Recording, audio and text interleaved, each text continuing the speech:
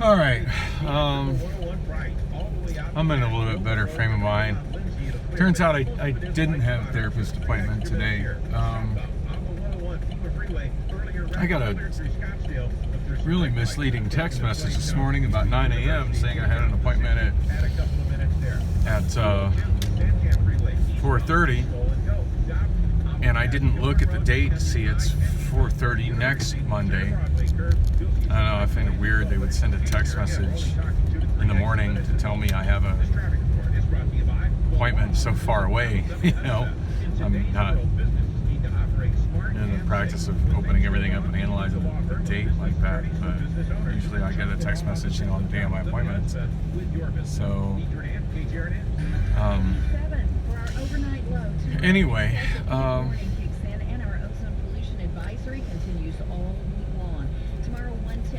for a moment there I kind of thought I was having a breakdown, but I think I'm definitely not at 100% mentally, but I think a lot of my Clarendon is close. It's Indianola on that side. I think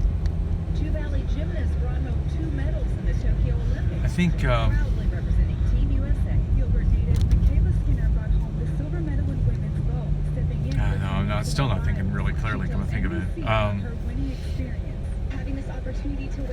Yeah, a lot of it I think was just super tired, not very well rested, and the fact that I did force myself to get up and get in the car and drive to my appointment for fear of not being the guy that just creates additional burdens in the public health system, just by not following through on appointments. I know that's a thing, and I've experienced it as a transportation provider for those people. So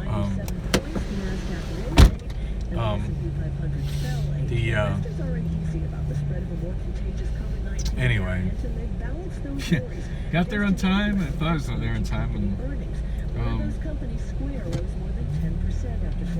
I don't know what her position is. I want to say receptionist, but I think her position is probably more than receptionist. But anyway, the gal that functions as a receptionist there, there's two of them. There's one, this older woman that's super snarky, and a lot of people complain about her, but I like her. I get where she's coming from. I appreciate her sense of sarcasm and sense of humor,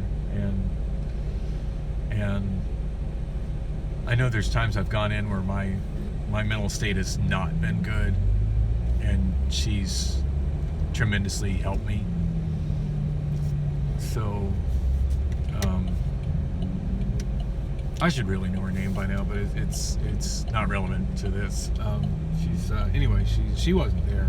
The other one that's there, she's younger and really, really attractive. At least I find her really attractive. I've never flirted with her per se, but I definitely am, friendly with her. I figure the fact that I'm a client there pretty much precludes any flirting from me going anywhere. Like, yeah, I'm not interested in you. You're severely mentally ill, or you wouldn't be here. No, how crazy you fuckers are. But she, damn, I was gonna pull into Wendy's and I just drove right by it. I'm hungry. Oh, I think of someplace else to eat. I'm not doubling back to that Wendy's in this traffic. Oh yeah, so it's still Monday. It's 5:10 p.m. and I have something with the date on it. It's actually August 2nd. I thought it was August 3rd, but it's August 2nd. My thinking it was the 3rd probably stemmed from noticing that yesterday it was the 2nd. And my perception of today and yesterday, I'd like to clarify that. Like, there's, the obvious of today and yesterday. Today is Monday, so yesterday was Sunday, but I heard somebody a long time ago call it rock and roll time. I'm on rock and roll time. Tomorrow's not until the night, however well into the morning it goes, not until the night is over, and I get some real sleep and then wake up at the crack of noon or whenever. That's what tomorrow is. And as somebody who's been nocturnal most of my life,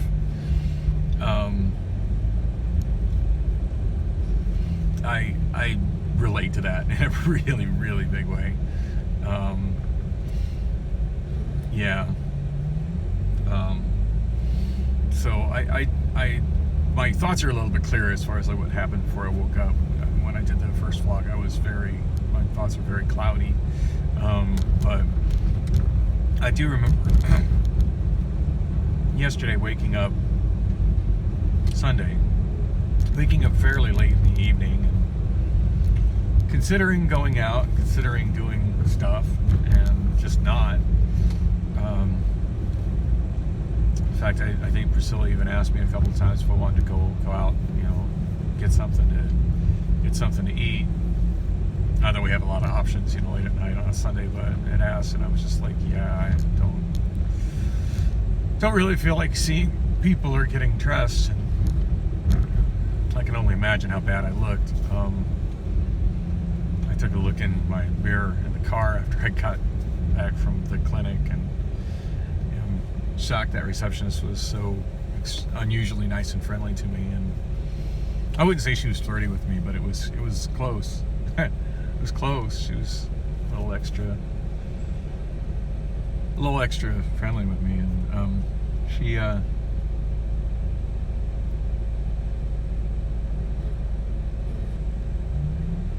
wow. Amazing she won't talk to me at all as bad as I looked. My hair had that crazy, unkempt, homeless guy look to it, totally.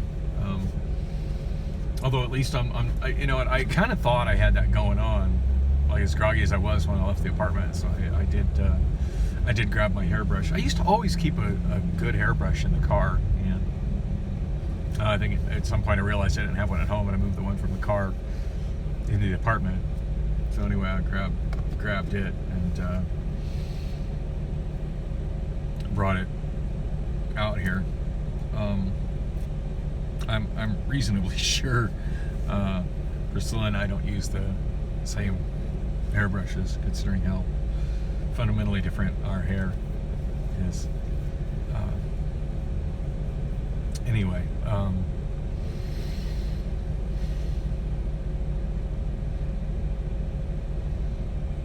brushed out my hair. I feel like I'm looking a little more civilized. Now, one thing I don't know if I mentioned, I got a hell of a sunburn in California. So I spent the better part of 2 days pretty much walking around, mostly walking around, not just on the beach boardwalk, but largely on the boardwalk, but also walked, through the neighborhoods and down a lot of other streets. Did quite a bit of exploring on foot in the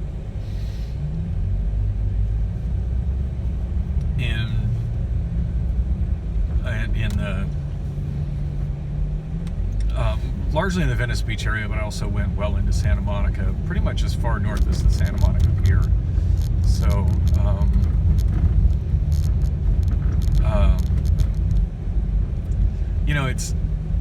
I never get a sunburn I hardly ever get a sunburn in Phoenix, just because the heat and the sun here is so extremely brutal that I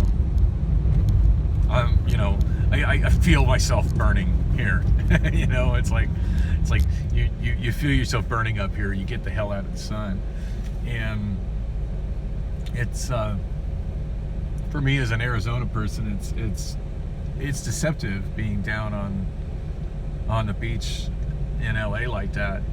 It's not. It's not brutally hot. I mean, the one day people were saying it was brutally hot, but me from a Phoenix perspective, whatever temperature it was not, on Wednesday was not brutally hot to me. It was wonderfully comfortable, and it was actually cool to me the day before. But yeah, you got that cool ocean breeze blowing in, and it's just the temperature is, people wonder why so many homeless people flock to LA. I mean, if you don't have shelter, it kind of makes sense to live in a place where the weather is nice pretty much all year round. You know, you don't have snow. You have a minimal amount of precipitation. You have you don't really have hail. You don't have hurricanes. You don't have tornadoes. You don't have massive heat waves where it gets over 110 degrees outside. I get it. Like, that makes total and complete sense. You know, if you're going to be living outside all the time, you may as well be living outside at a place that's where the climate is more or less what you would keep your inside if you had one. So I get that.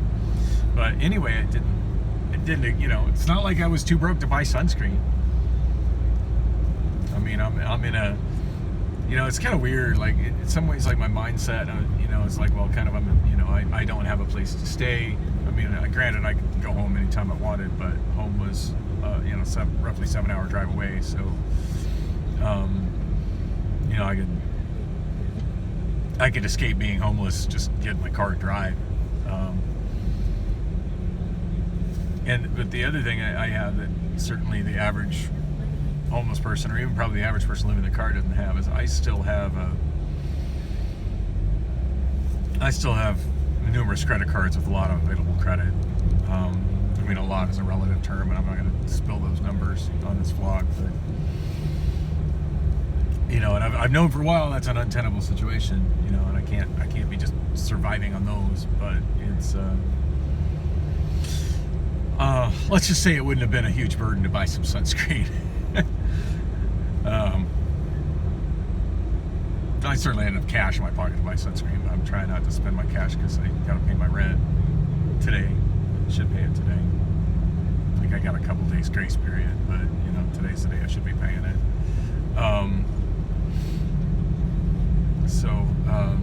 Good news is I do have enough to pay my half of the rent. So as long as Priscilla has her half, I'm okay. I don't have enough to pay it without her. So we'll see how that works out. Crossing my fingers, she's got her half.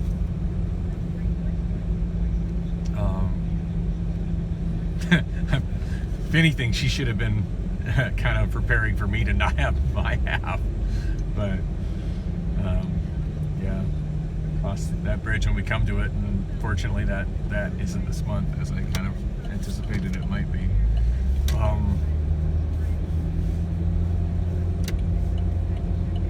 Popeye's chicken sandwich sounds good, but those are kind of pricey. God, sounds so good though. They're so good.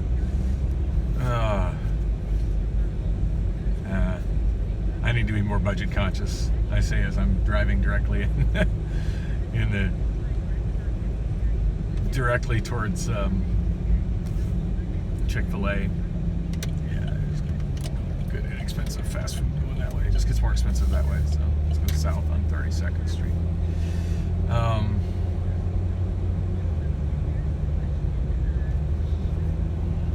Oh yeah, I'm just rolling video for no good reason today. But hey, thanks for coming along on this ride with me. So, God, the YouTube algorithms have giving me some interesting stuff, especially since I've been in Venice. I've noticed one of the channels I've been on a lot is Action Kid. Apparently, you know, from what I've gathered, is a New Yorker and has been doing lots of just kind of first-person videos, walking around places in New York, showing it to people. And he's been in LA, and it's kind of bizarre. Like, it looks like he's been in a lot of the places I was at the time I was, or just before I was there. Like, looking at the dates and stuff on this post, it's like, wow, I might have walked right by him. But those aren't familiar with this channel, it's interesting. It's he did a really good scooter ride along in Skid Row. So I did not go to, you know, been kind of fixated on this homeless thing because I feel like I'm facing homelessness.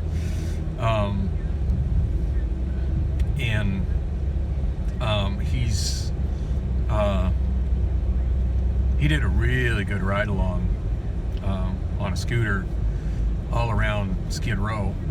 And I did not go into Skid Row at all this time. When I took a trip, I did take a trip to LA in 2011, and I've mentioned that numerous times. I went with my mother to see Glenn Campbell's last tour And the show was phenomenal.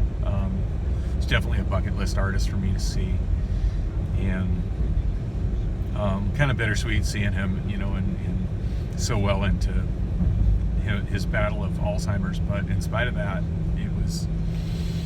it was also kind of an educational thing, because there's certainly a perception of people being completely useless when Alzheimer's sets in, and in spite of the fact that he was clearly struggling with his short-term memory, he could still pick a guitar, and he was still clearly one of the masters at that. And his voice was still 100% on point. Now he did have a screen down below him showing lyrics to kind of help keep him, to help him remember the words to his songs. But I mean, as a guy who does karaoke for a living, I'm not going to slight him for that. He really only lost his place once in the entire show, and the outpouring of love from the crowd was amazing. And who really remembers the second verse of Dreams of the Everyday Housewife, right? I mean, I was singing a little bit of it I could remember, but I couldn't remember the whole I couldn't remember the whole second verse. But I tell you, everybody in the everybody that could remember what they could remember of it was trying to spit it out there for him. And everybody knew when the chorus came in.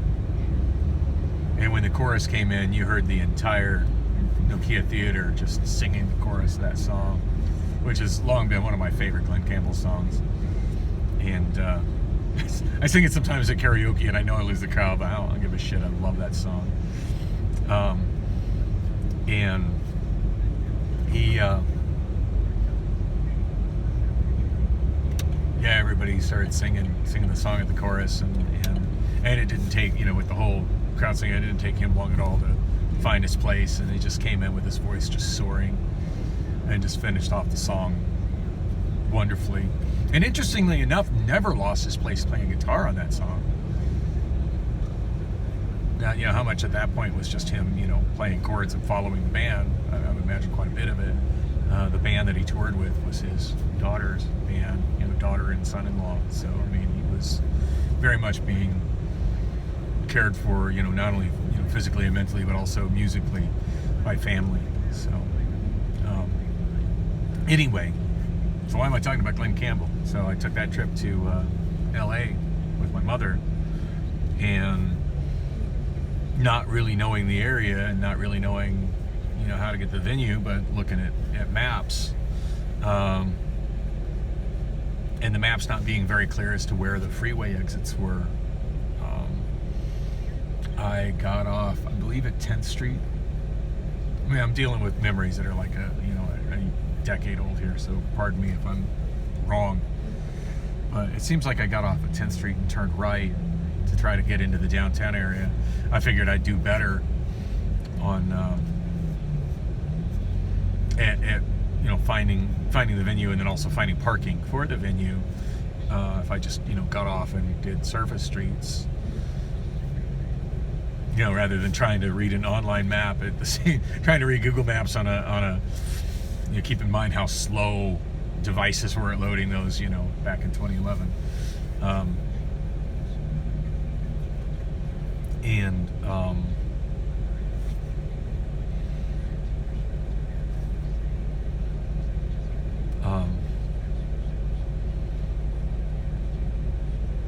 It was anyway, I found myself, I don't know if it was the heart of Skid Row, but I found myself definitely in the Skid Row area, within a couple blocks, within getting off the freeway. My mom and I were completely shocked. It was a total culture shock for us to be, and now, like, there is some of that on Phoenix. You kind of got to search for it. It's not along all the major streets here like it is in LA, but it is happening here in Phoenix, and I definitely like to, as much as I'm commenting in the videos of other people that are documenting it, and that's something I think would be a a worthy addition to this vlog is if I documented some of the places in Phoenix where it's happening, because I've seen a lot of the places in Phoenix where it's happening, and I think a lot of people in Phoenix are blissfully unaware of it because it's not as in your face here as it is in Los Angeles. But it's definitely happening in Phoenix. But it wasn't happening in Phoenix in the way that it's happening now. And anyway, with my mom turning into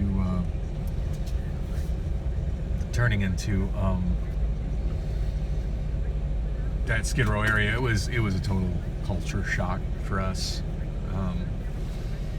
And as we were just driving along and looking at the people, behaving like zombies, just and having to watch out, because they'll walk right in front of you. They have nothing to lose. They don't care.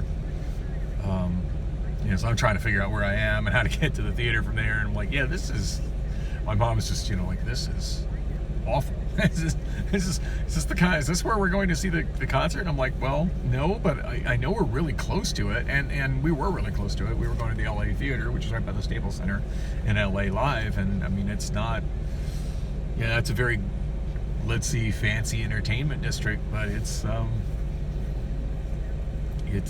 not far from Skid Row.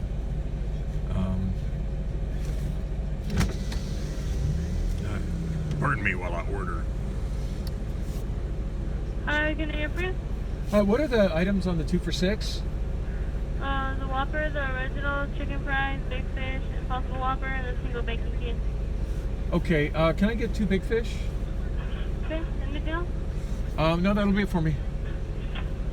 Your total's gonna be $6.72. Thank you. Thank you. Oh.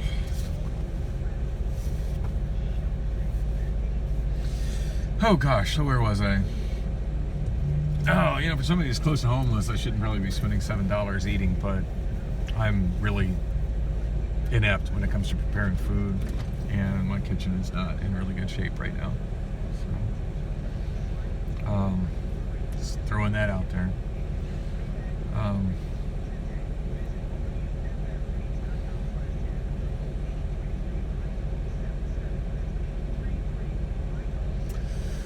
At some point I should learn how to edit these, because my God, 22 minutes is a lot. A lot of time with just me rambling and not much action. Anyway, I've been thinking about doing some almost like an Action Kid video. Anyway, so yeah, that was my first experience of seeing the Skid Row area firsthand, and it was a big eye opener. My mom was, just kind of floored at, like, wow, do they really allow them to just put tents on the side of the street? I'm like, well, clearly they do. That it seems like something that shouldn't be allowed, but here it is, and God, who would have known what it was going to be like a decade later, right? Anyway, so we, of course, it was really weird. Like, there was one point where, we drove all of like 2 blocks, and it just magically changed from super sketchy homeless people acting like drugged out zombies and tents and filth everywhere to kind of upscale downtown to, wow, look at this, we're in a beautifully well lit, neon filled entertainment district with lots of upscale people all dressed to the nines, walking around. Like, wow, that was wild. And yeah, so we paid a little bit more for parking to park in a secure parking garage. After seeing what was roaming the streets not far away, it just didn't seem like a good idea to leave the car just out there. I cannot remember what car I was driving at that time. I think I was driving my red CRX, to be honest. Yeah. let's drive one of the most popular to steal cars of all time into a really seedy part of LA. Yeah. And money we spent on parking was well worth it. Anyway, so back to Action Kid's video. at the time when I was in LA, he was also in LA, and he shot a really good video of just kind of. He showed a cut to a couple scenes showing like a map of what the area is. It's officially declared as Skid Row, and it's kind of a trapezoid, but like bordered by 4 streets of offset square-ish blocks. Obviously, when you get outside that square, that the people camping in tents on the side of the road and the homeless people squatting on the side of the road, it doesn't end there. It just thins out. There's no set boundary, regardless of what the maps will try to tell you. I just ran across some other YouTube video, a woman. She had little text messages popping up showing, maybe I'll try to put a link into the description, pull it from my history. She had, I'm not sure the areas she was driving around. I'm not as familiar with LA as obviously somebody who, as other people. Obviously, she's somebody who actually lives there. Yeah, she had a whole bunch of just text message statements that kept popping up with really bad grammar, I might add. So, but it all garbage, that kind of stuff. City need do something. Anyway, good times. But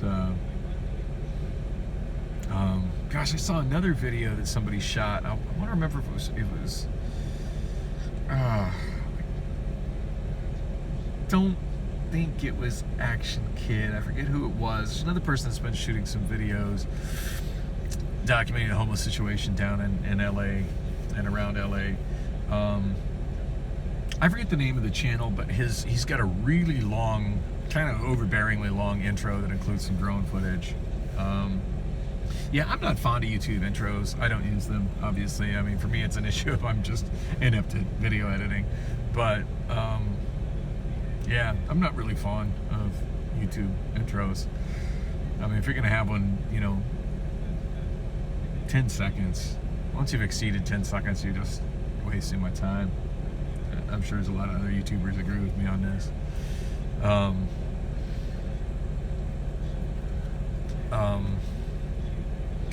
So anyway, he's got a super long intro, which was intriguing, like the first video of his that I watched. But yeah, every time now it's just like an annoyance trying to skip past it because it's like a minute and a half.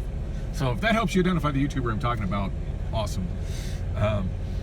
Anyway, he did one of a lot that I guess is a park and ride lot right behind Universal Studios that has turned into a huge homeless encampment, and kind of walked through that area. Well, look, somebody on an electric scooter. Oh, it's not capturing the video. Somebody on an electric scooter going southbound on 32nd Street in the crosswalk, crossing McDowell. Wish I got a better look at her, just to kind of see what kind of scooter she was on.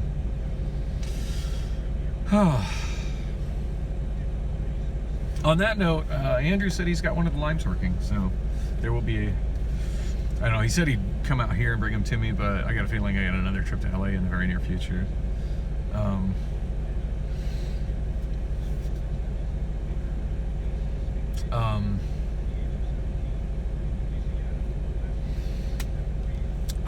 Oh, time to get my food.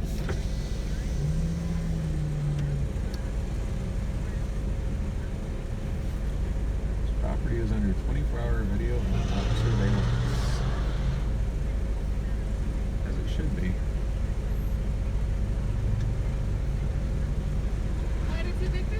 Yep.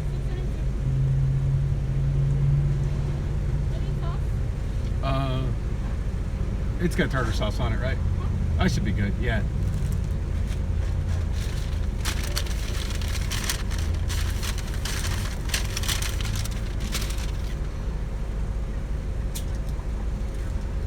Sweet, thank you. I'm so glad she gave me my receipt with my card back. I mean, I'll track them as much as I probably should, but it's become a real issue with fast food places trying to get a receipt. Like, they hand me my card back and they just don't give me a receipt, and they don't even ask if I want a receipt. And I end up like they'll close the window. I end up sitting there, and then they come back to the window and they're like, "What?" It's like, yeah, I'm still waiting for my receipt.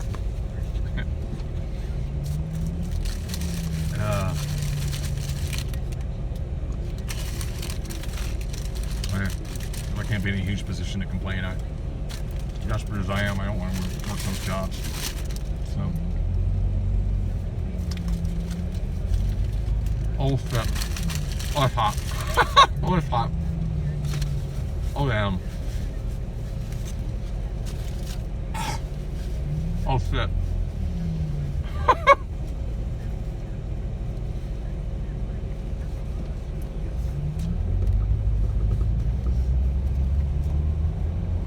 Wow, that is literally right out of the fryer, and I just burnt my mouth on the damn thing. Ow. Ow. Oh, wow. Somebody's pouring a lot of oil ahead of me. Get the hell off of this street. Okay, that is not ready to be eaten. Yikes. So, based on my experience at fast food, they obviously do not have those fish patties ready. And they cook them to order, and fresh is good, but yeah, those things right out of the fryer are dangerous. I think I got a severe burn on the side of my mouth. Ouch. Big ouch. Oh, this is not the prettiest street. Alright, well hey, we're getting to tour the hoods of Phoenix. Yeah. So those are not homelessness encampments, by the way, in front of me. That's one of the few trailer parks that still exists and hasn't been bought up and turned into luxury condos by. Let's tour this. This will be fun. Camelback Mobile Home Park, 3120 East Palm Lane. So there used to be a lot of these in Phoenix, and I have no idea what these trailers rent for. And yeah, it's not the kind of place I'd like to live. And it's funny because a lot of these people have pretty damn nice vehicles. And that's a guy's work truck, so obviously he's probably getting that from his employment. Look at that. Fairly new. Brand new Kia SUV. Those people driving pretty nice cars, but wow, these trailers are look super sketchy. But like, I get it. Like, some people, this is pretty much the best they can afford. Best they can afford, and especially if they have kids and they need enough space. Like, it's double wide here on the left. Enough space for the kids to have their own room. 2-bedroom apartments are super pricey, and I have no idea what these rent for. And there's someone on the left's probably just renting space and hauled his in there. This is just on jack stands. That guy's got all kinds of structures around it. You can't see it in the video. It's on to my left. Anyway, yeah, there used to be a lot of these around Phoenix, especially in the east side of Phoenix. But there are very few left. Most of them have been purchased by property investors. Everybody who lived there got the boot,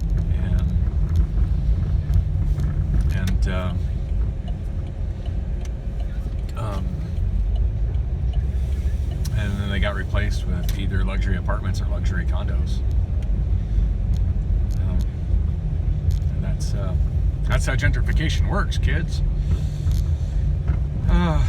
Which, all in all, I guess it makes for a better neighborhood. But I do feel the pain of the people that live there, especially people that were renting a lot for a affordable price on, say, disability, on a limited income, and suddenly they don't have the means to move their trailer. Their trailer might not even be in a condition that where it even really physically can be moved. And yeah, I do remember it being on the news.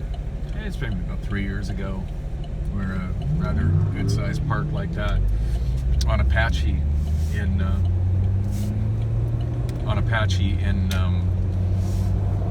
Tempe, near McClintock, was everybody that lived there was getting the boot, and they were interviewing people talking about how they expected that they were going to be homeless, and they didn't know where they were going to go. That they had been there for years and they owned their trailer, but they couldn't afford to move their trailer, and you know, and they couldn't find an apartment for what their lot rent was, and